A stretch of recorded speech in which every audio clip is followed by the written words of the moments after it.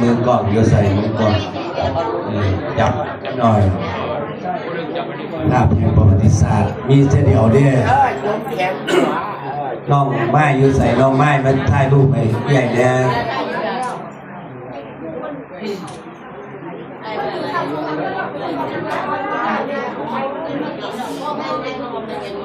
วันนี้ถือว่าเป็นวันที่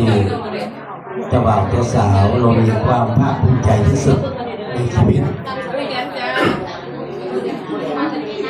ยกให้เจ้าบ่าวเจ้าสาววันนี้เป็นพระเอกนางเอกในงานนะครับก็ยินดีด้วยนะครับ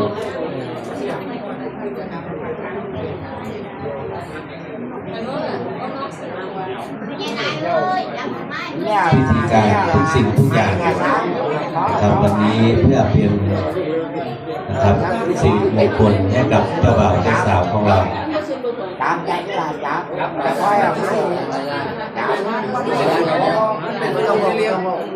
โอเค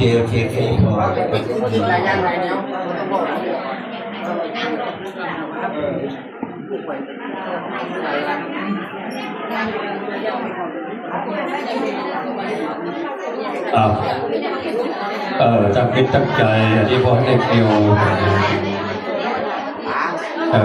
ฟังพอทางอย่างพิธีหัวใจก่อนพ่อให้ฟังพ่อให้ว่า